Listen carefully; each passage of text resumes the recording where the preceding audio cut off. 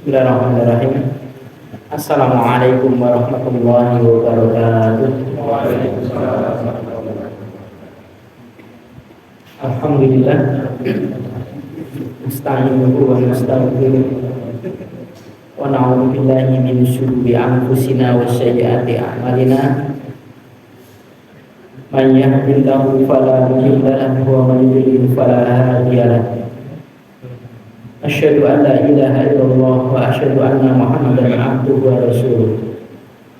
Allahumma sholli ala Muhammad wa ala ali Muhammad. Fa ya ayyuhan nas ittaqullaha mastata'tum wasma'u wa ati'u la'allakum turhamun. Baiklah Bapak Ibu jamaah sekalian, kita lanjutkan kembali di pembacaan kitab Sahih Bukhari. Masih melanjutkan bab yang ke-15, yakni bab tentang keutamaan ahli iman pada perbuatan atau amalan.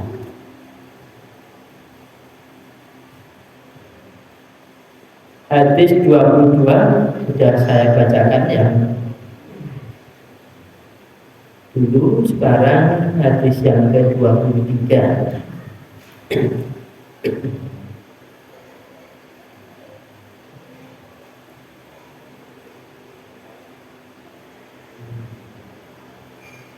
Haddatsana Muhammad bin Ubaidillah qala haddatsana Ibrahim bin Syahid an Shalih an Ibnu Syihab an Abi Umamah bin Syahid annahu sami'a Abu Sa'id al-Khudri yaqul,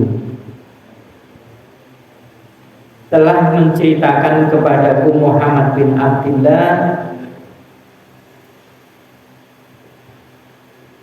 berkata, Muhammad bin Abdullah telah menceritakan kepadaku Ibrahim bin Syahid dari Sholeh, dari Ibnu Syihab, dari Abi Umamah bin Syahlim, bahwasanya Umamah bin Syahlim telah mendengar Abu Sa'id al-Khudri, mendengar Abu Sa'id al-Khudri yang dulu berkata, Abu Sa'id al-Khudri, qala Rasulullah sallallahu alaihi wasallam, telah bersabda Rasulullah sallallahu alaihi wasallam, baina ana naimun, baina tatkala ana aku Nabi, naimun keadaan tidur, ro'antu aku melihat anasa orang banyak,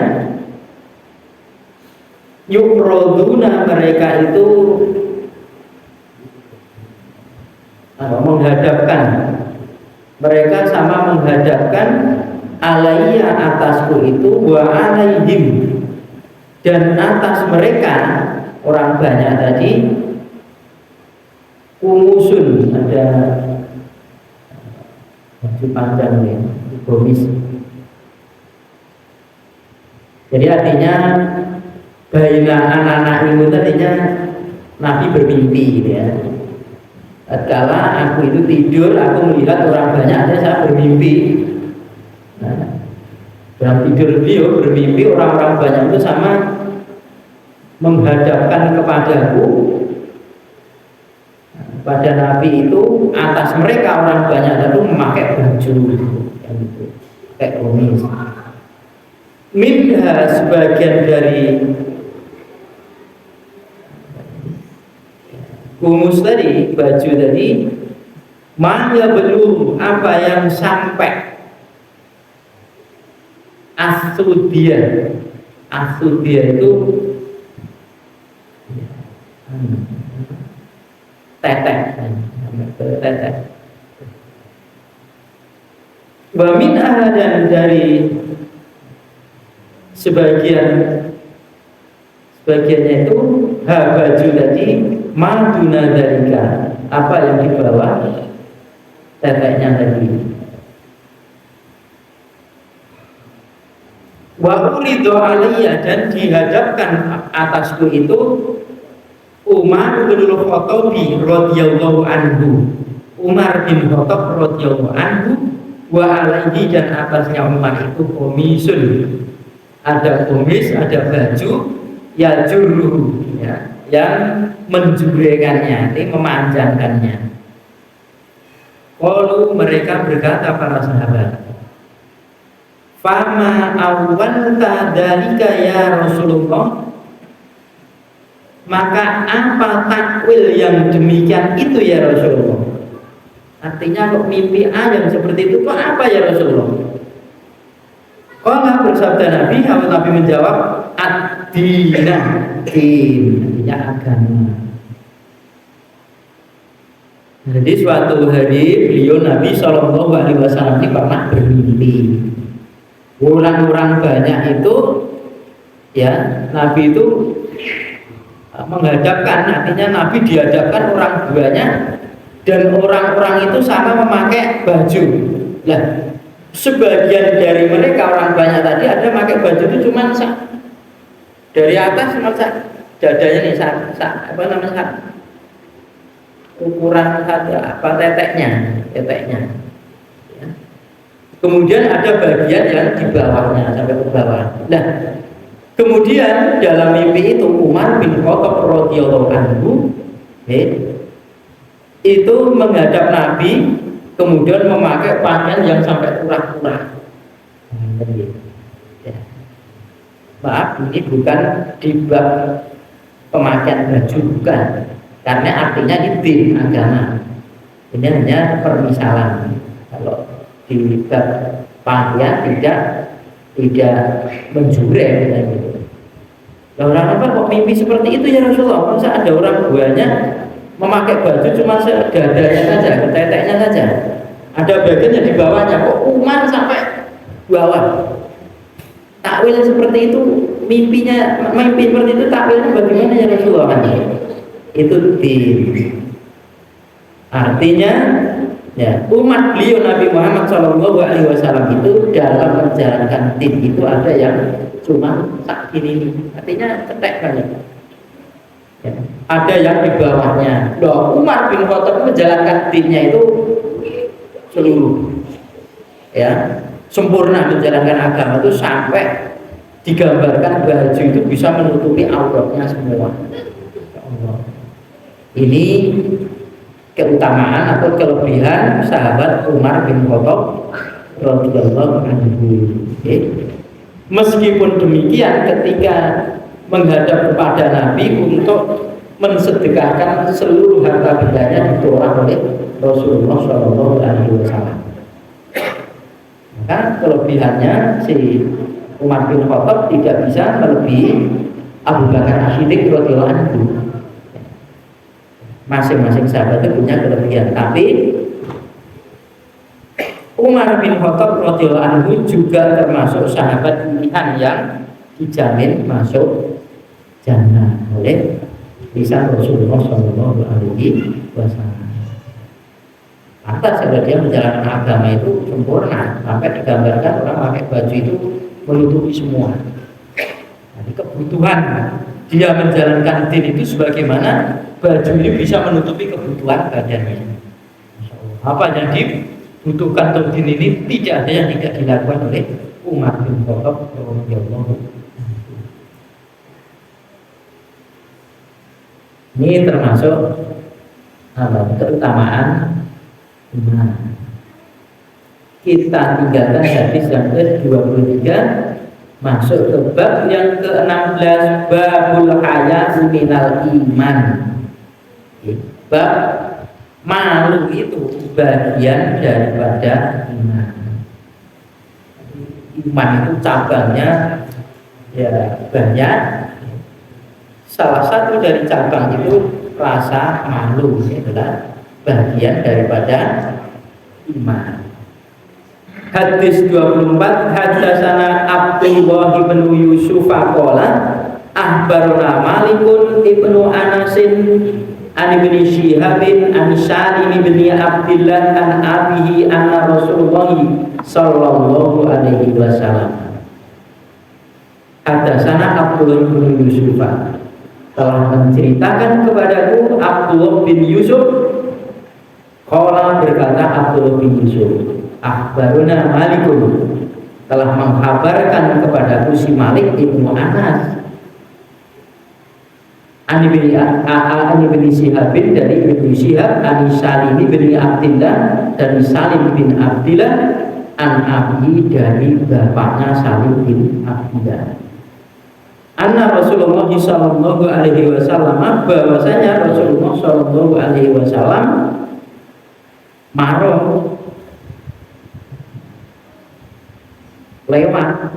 melewati ala rajulin atas seorang laki-laki minal ansori dari kalangan orang Ansor. Bahwa sedangkan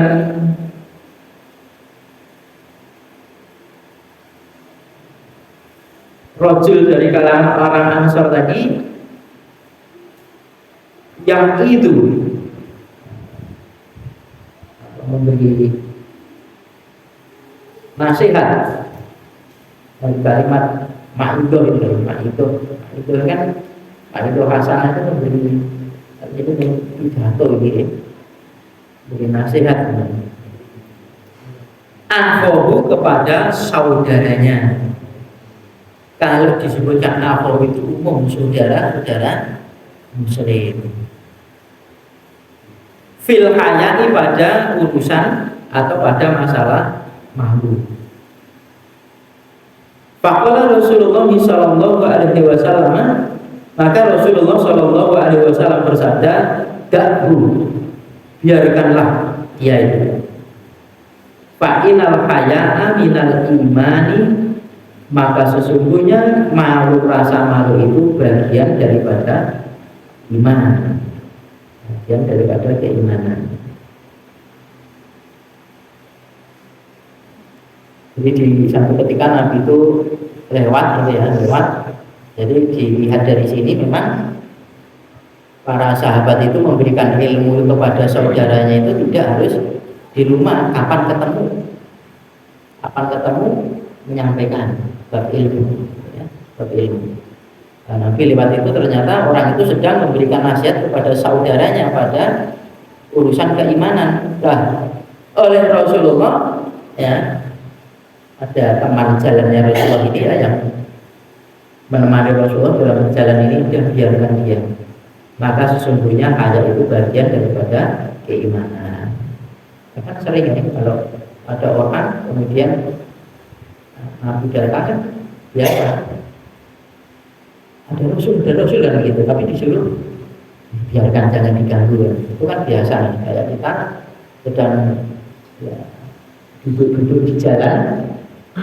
Duduk-duduk bahasa Indonesia maksudnya, bukan duduk-duduk bahasa Jawa gitu. Nah, duduk-duduk di jalan, lungguh-lungguh di pinggir jalan, kemudian Pak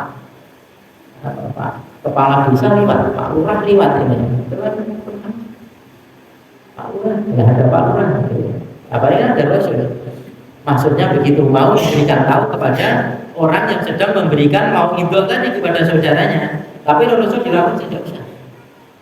Betapa khusyuknya orang tadi ya memberikan ilmu sampai Rasul lewat saja tidak diketahui.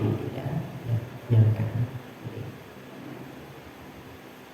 Jadi kalau hal-hal yang menjadikan mengganggu orang lain sedang urusan-urusan yang bermanfaat pada orang lain, tidak apa-apa, kita nyeluntuh kan, tidak apa-apa.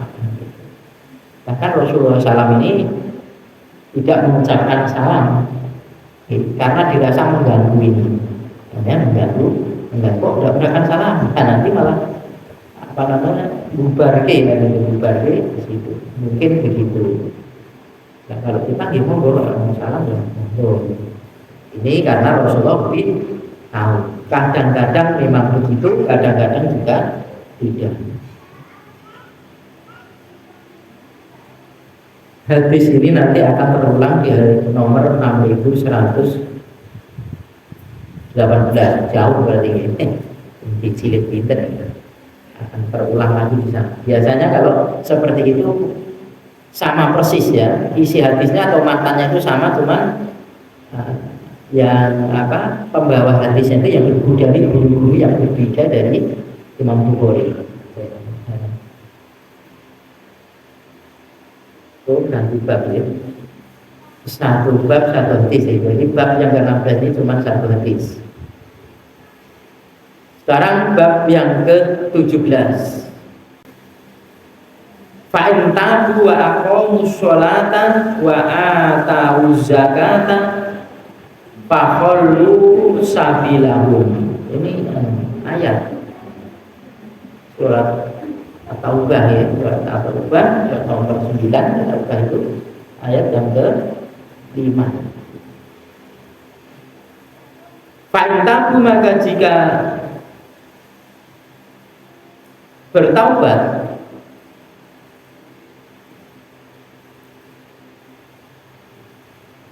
wa'aqom, dan mereka menegakkan as-sholata, sholat, wa'atawu zakata, dan mereka itu menunaikan zakat, fakhallu, maka safidahu, fakhallu, maka biarkanlah atau lepaskanlah sabilahu, akan jalan mereka.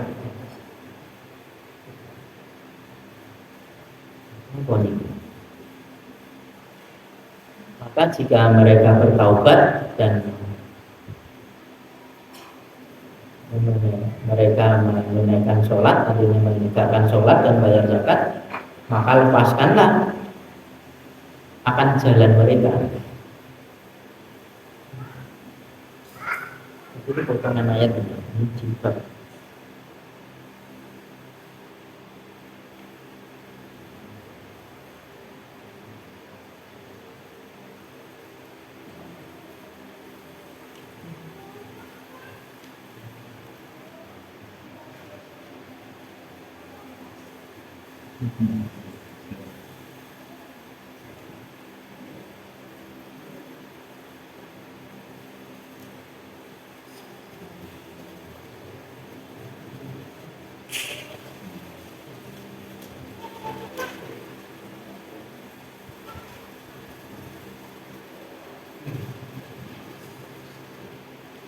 Fa'idan salahol ashhurul hurumu faqtulul musyrikina haitsu wajadtumuhum wa khuduhum wahsuruhum.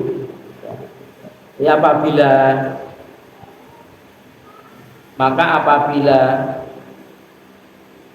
insalaho telah selesai, telah habis ashhurul hurum, di bulan-bulan haram, faqtuluhum, maka perangilah mereka, al-musyrikina, orang-orang musyrik, haitsu wajadtumuhum, di mana saja kalian menjumpai mereka. Oh, ini berarti kan di bulan-bulan haram kan dilarang untuk peperangan, ya, peperangan. Tapi bulan haram sudah habis, orang-orang musyrik melanjutkan peperangan mereka, maka disuruh oleh Allah Ta'ala untuk memerangi mereka, bahkan di mana saja mereka bertemu, karena masa musuh, ketemu, maka itu tadi disuruh untuk memerangi mereka. Wa khudhuhum, dan tangkaplah mereka. Wa suruhum, dan suruh, berarti kepunglah mereka. Wa qudulahum, dan awasilah mereka, kulu marshodin, pada tempat-tempat pengawasan itu, tempat-tempat pengawasan. Nah, terus ini kita ini tulisan, oke, Pak Intabu wa aqamus sholata wa atawuz zakat. Ini diambil potongan dari bab tentang peperangan. Peperangan yang dipakai di bab ini adalah meskipun disuruh memerangi dan untuk membunuh, memerangi di mana saja berada, tetapi kalau sudah bertaubat, sudah dia menegakkan sholat, menegakkan zakat, maka sudah jangan diperangi, lepaskan dia. Artinya lepaskan dia, biarkan mereka mengambil jalannya, jalan keislaman kan mereka ada. Meninggal sholat itu tidak perlu diperangi lagi. Dan orang yang mengucapkan kalimat la ilaha illallah nggak boleh begitu. Itu yang pernah terjadi. Usama bin Zaid kan orang membunuh, yang musuh dikejar, perang, kemudian pedangnya sama-sama didulah, musuhnya itu pedangnya mencela, kalah rusuh, lari diuber, akhirnya dia itu langsung dia tetap dibunuh, akhirnya ditanyakan kepada Rasul saja cuci tangan, saya berlepas diri, dia berlapan Allah Ta'ala, nanti gimana kalau orang mengucapkan la ilaha illallah kamu bunuh. Dan ini cuma dia takut pada pedang saya ya Rasulullah. Apa kamu membuka dadanya? Artinya apa? Kok kamu tahu gitu? Apa kamu tahu hati orang yang mengucapkan la ilaha illallah ini?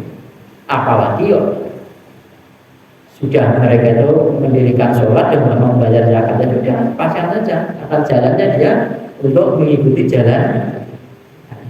Sudah mengucapkan la ilaha illallah.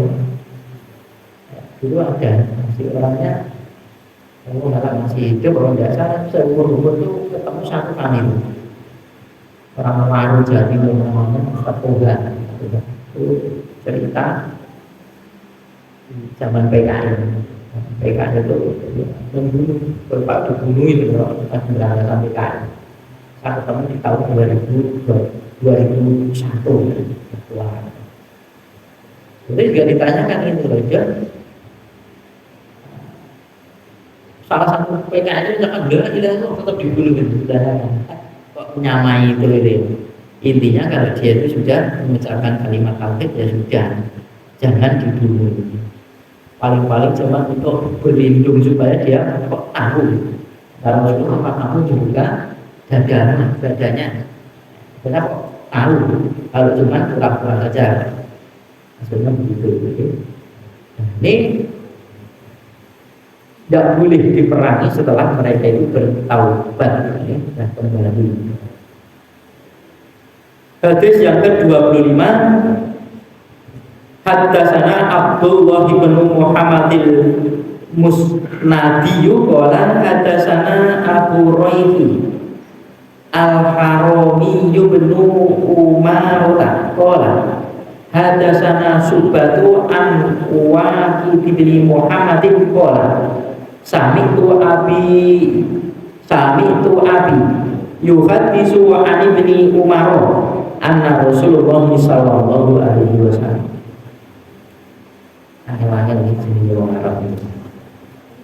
telah menceritakan kepadaku Abdullah bin Muhammad al-Musnadi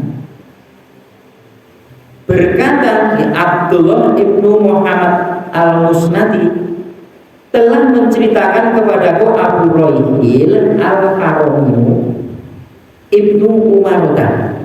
Qala berkata telah menceritakan kepadaku Syu'bah dari Waqid bin Muhammad. Qala berkata Sami'tu abi telah menceritakan bapakku yuhaditsu aku menceritakan Ali bin Umar dari Ibnu Umar. Aku menceritakan ini dari Ibnu Umar. Anna Rasulullah sallallahu alaihi wasallam. Ibnu Umar itu namanya Abdullah. Ibnu Umar itu namanya Abdullah. Ranjang. Wah, pinternya luar biasa Abdullah ini. Abdullah ini pintar.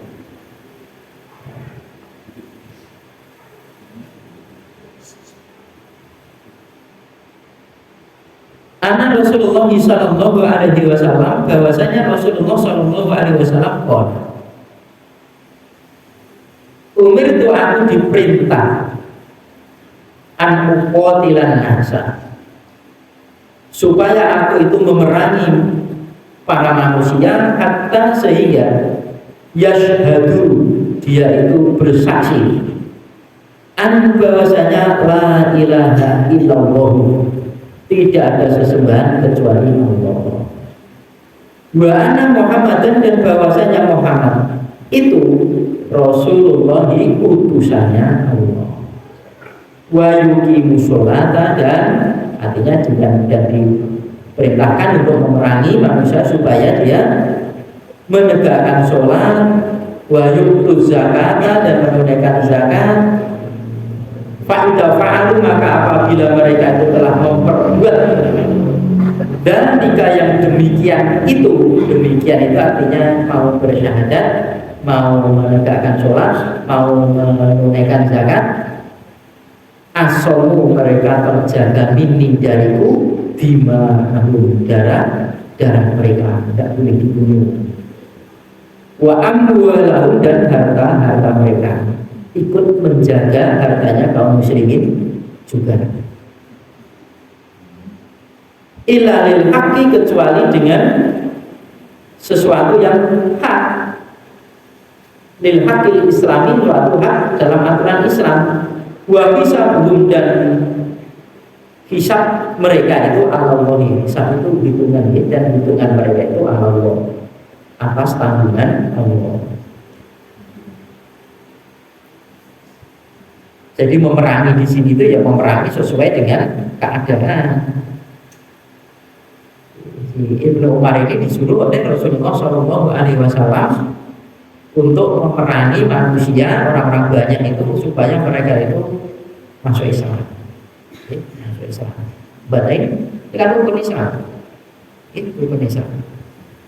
Jadi kalau nanti akan kita lewati di hadis di jilid 3 pada saat ini masih lama, itu ada orang-orang masuk ke dalam jannah itu dengan rantai-rantai mereka. Jadi masuk jannah itu dirantai. Subhanallah, sampai orang-orang keliran. Wah, mas sampai kok lebih surga jadi dirantai, karena masuk Islam dengan dipaksa, kayak para sahabat ya. Umamah bin Aufal itu dimasukkan ke masjid, kemudian dia kan pinter, orang pinter. Dari tawanan dia pinter, tidak dijadikan budak. Disuruh masuk Islam dia tidak mau, dia ditani dengan tiang masjid, kemudian dipaksa ke Islam. Ada Islam juga, ya. Islam juga, setelah ada Islam ya pinter, dan dia disuruh mengajari orang-orang Islam yang tidak bisa baca tulis, memanfaatkan betul. Umamah bin Aufal, karena di Lumaroh kayaknya ada, kalau tidak salah di situ. Dan ini ada juga orang yang diperangi orang itu supaya dipaksa supaya orang itu menjadi baik. Nah, cara memerangi itu yaitu tadi dengan jalan kesesuaian. Kita itu juga kapan saja perang, cuman beda perangnya kok. Tidak harus angkat senjata kan ya. Kalau sekarang ya perang di medsos itu kan, masya Allah ini. Dan kalau mereka itu juga memerangi kaum muslimin lewat itu, kita juga memerangi lewat sesuai dengan itu. Bagaimana caranya orang itu bisa taat, bisa mengikuti aturan Allah, itu saja, lewat siapapun. Kalau bahasa kita mengaji kepada siapapun, yang penting orang itu taat kepada Allah, tunduk kepada Allah, tidak harus dengan kita. Dan kita itu siapa pelanggan itu ya. Kok ngaji ini betul paling apa ide loh, sama saja. Intinya kita mengajak orang lain supaya orang itu mentaati aturan Allah dan Rasulnya lewat siapapun, bergabung dengan siapapun. Kalau mereka tidak taat kepada Allah dan Rasulnya, sudah benar ya. Seperti itu ya, tugas kita. Orang-orang yang sudah baik ngaji lari ya sudah. Tugas kita disuruh Allah Ta'ala bersyukur aja. Lalu di salah satu masjid itu di kayaknya di Kalimas Sarti. Kayak ini nek berkengan bulan. Ngerti-ngerti gitu butuh wong akeh. Dibutuh wong sak akeh-akeh, ternyata dari kalangan sebagian Buddha. Busir lagi dengan gitu. Dan saya alhamdulillah tugas saya diselesaikan oleh Allah Ta'ala itu. Dan diselesaikan oleh Allah Ta'ala. Malah berundel kan orang ini. Wah, jadi lempo apa ya? Ya kan Pak? Tidak perlu kita, sudah kita baik-baik untuk melakukan satu kebaikan. Kalau sudah dilarang berarti Allah Ta'ala berkehendak Kita itu disudo gaweane wis aku, ya sudah selesai. Disudo gaweane kok muring-muring, malah ada orang boleh gawean, nah itu kan tidak orang dan boleh omongan dan maka kalau ini ya itu saja. Siapapun yang mengajak dan kepada siapapun yang penting orang itu taat kepada Allah dan Rasulnya, itu saja menjalankan Islam.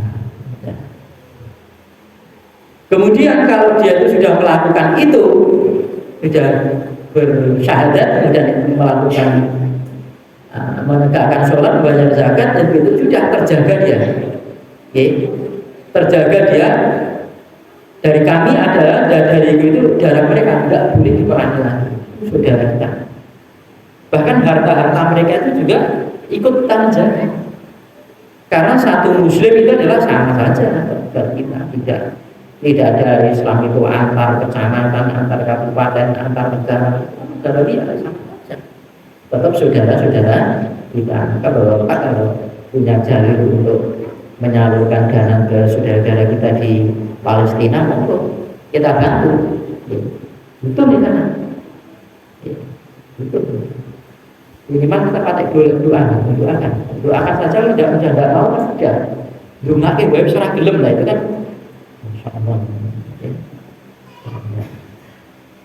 Kecuali mereka itu akan diperangi, bahkan mungkin bisa dibunuh dengan apa? Dengan kecuali pada fakul Islam kan ada orang itu dibunuh mungkin ya karena zina, gitu kan, harus dirajam gitu ya.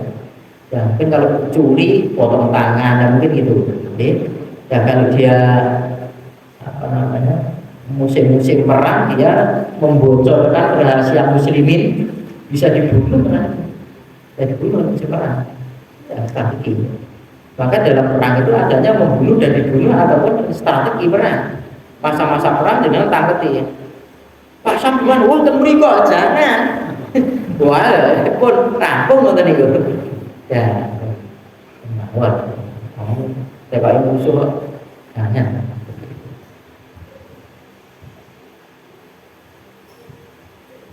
Kemudian perhitungannya dan atas tanggungan Allah Ta'ala. Artinya kalau mereka sudah bersyahadat, melakukan dia mendirikan sholat dan zakat, kekurangan-kekurangan ada itu bukan tanggung jawab. Ya, Rasulullah juga begitu. Ngajak Islam dari Islam. Dan mau adapun kekurangan mereka, tidak tanggungan. Kita juga begitu juga. Ada orang dijak malah begini dan tidak apa-apa. Itu urusan tanggungan pada Allah Ta'ala. Tidak ada hubungannya dengan kita. Wong mau dan tidak mau tidak ada hubungannya dengan kita. Ya cuma itu saja. Satu baru satu hadis lagi nih.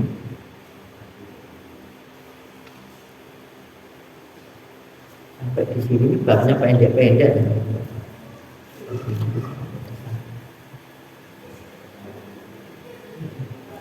Jadi bab yang ke-18